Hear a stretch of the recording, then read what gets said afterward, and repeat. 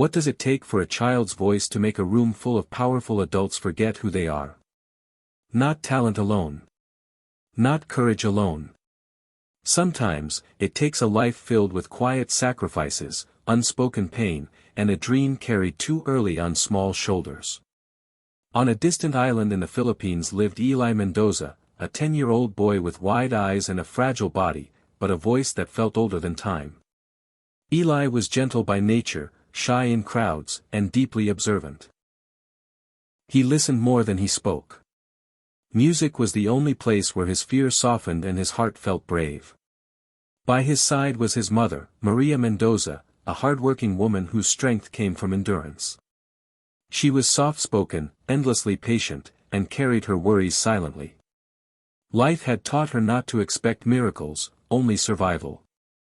Yet for Eli, she believed without question, even when belief felt heavy. Far away, under bright stage lights, sat Simon Cowell, a man known for sharp judgment and emotional restraint. Decades in the industry had made him hard to impress. He had seen thousands of voices, thousands of dreams, rise and fall. Very few moments ever reached him deeply. No one in that massive theater knew the full weight Eli carried into that audition. They did not see the narrow home where music echoed against bare walls. They did not hear the nights when Eli practiced softly so neighbors wouldn't complain. They did not feel the fear of a mother wondering if hope was a gift or a risk. The stage waited, cold and vast. The lights felt too big for a child so small. Every step Eli took forward carried the invisible weight of his past, his family, and a future that felt uncertain. This was not just a performance. This was a moment asking a quiet but powerful question. Can a child's voice change the way the world listens? As the room settled into silence, something fragile stood on the edge of becoming unforgettable. Eli Mendoza grew up in a small coastal town where mornings began with the sound of waves and evenings ended with tired silence. At 10 years old, his world was simple but heavy. He was small for his age, soft-spoken, and often kept his eyes lowered, as if he was always thinking about something deeper than his years allowed. Eli did not have many toys. His favorite place was a wooden chair near the window of their home, where sea air drifted in and carried distant sounds. He would sit there after school, feet not touching the floor, humming quietly to himself. Music came to him naturally, not as a dream but as a need. When he sang, the noise of the world faded, and his heart felt lighter. At school, Eli was kind but invisible. He rarely raised his hand. He avoided attention.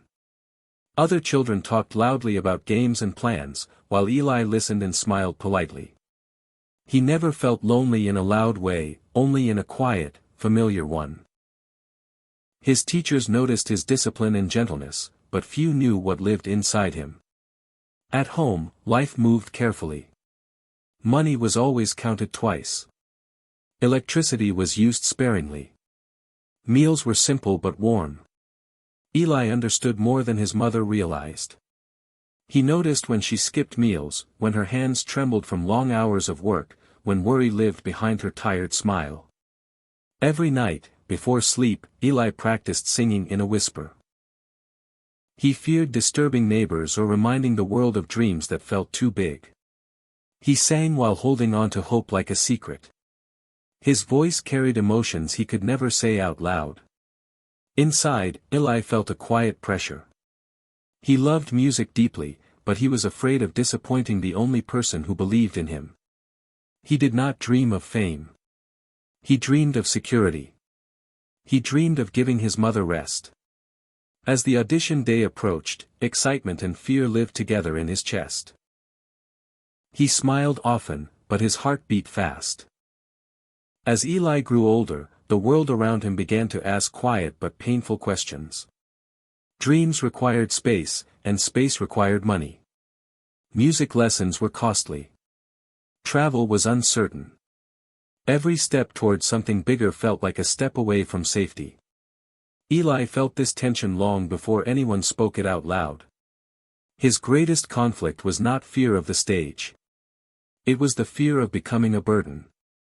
Eli saw how tired his mother was. Her back bent a little more each year. Her hands moved slower at night. Some days she returned home silent, carrying disappointment like an invisible weight. Eli learned to read these signs without words. He learned to stay quiet when the house felt fragile. There were moments when Eli considered stopping altogether. He told himself that singing was selfish. That dreams were luxuries meant for other children. Children with comfort. Children with support systems that did not break under pressure. Loneliness wrapped around him during those thoughts. Not the kind that comes from being alone, but the kind that comes from feeling unseen. Music was the only place he felt fully understood. Yet even music began to feel heavy, tied to guilt and worry. One evening, Eli overheard his mother speaking softly about bills, about choices that had no good answers. That night, Eli did not sing.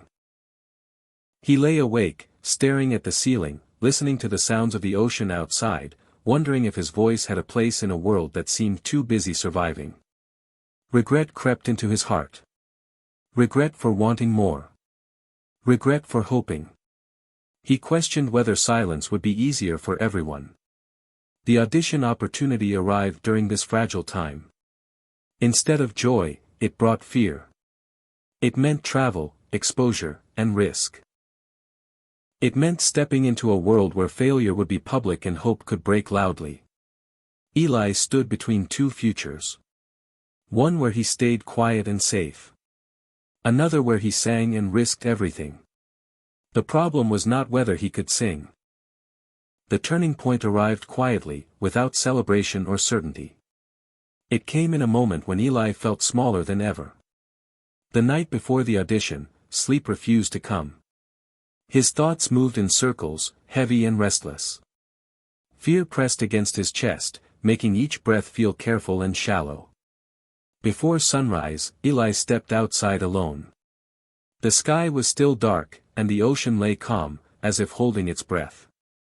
He stood there, listening to the steady rhythm of the waves. In that stillness, something shifted inside him. For the first time, Eli realized that his voice was not just his own. It carried the echoes of every sacrifice his mother had made. It carried the silence of nights filled with worry. It carried the hopes he had buried out of fear. His singing was not a demand. It was an offering. That understanding changed everything. When Eli walked onto the audition stage later that day, the lights no longer felt like enemies. They felt like witnesses. The vast room no longer seemed cold. It felt expectant. The audience faded into a blur, and time slowed, as if the world itself leaned forward. As the first note left his chest, something unexpected happened.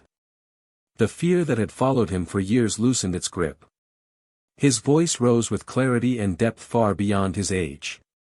Each note carried honesty rather than effort. It was not perfect. It was real. The judges shifted in their seats. The crowd grew still. Simon Cowell, known for his guarded expressions, leaned forward slightly, his face changing in a way few had ever seen. Eli sang as if telling a story without words.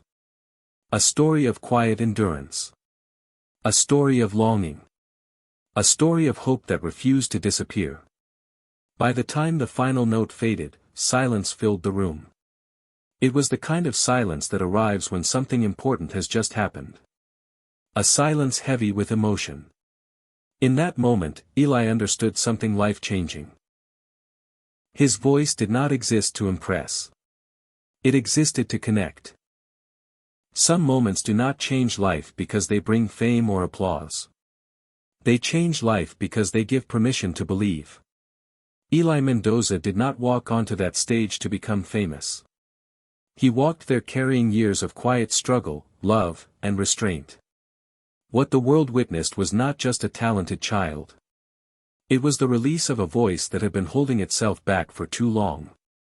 The true victory was not the reaction of the judges or the shock on Simon Cowell's face. The real victory happened inside a young boy who finally understood that his dreams were not a burden. They were a reflection of hope. For so long, Eli believed that wanting more meant asking too much.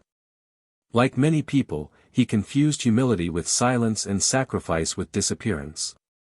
But life gently showed him a deeper truth. Dreams are not selfish when they are born from love. They are bridges between pain and possibility. His story reminds us that the most powerful voices often grow in the quietest places. In small homes. In tired families. In hearts that learn responsibility too early. These voices do not shout. They wait. And when they finally rise, they carry weight, honesty, and meaning. There will always be fear before a leap. Fear of failure. Fear of judgment. Fear of disappointing the ones we love. But fear does not mean we stop. It means the moment matters. Eli's journey teaches that courage is not loud confidence. It is the decision to step forward even when the heart is shaking. It is choosing to be seen, even after learning how to survive by staying invisible. Sometimes, one brave moment can rewrite years of doubt. Sometimes, one voice can remind the world to listen again. And sometimes, a child teaches adults the lesson they forgot long ago. That hope is not something we wait for. It is something we allow. When we finally do, everything changes.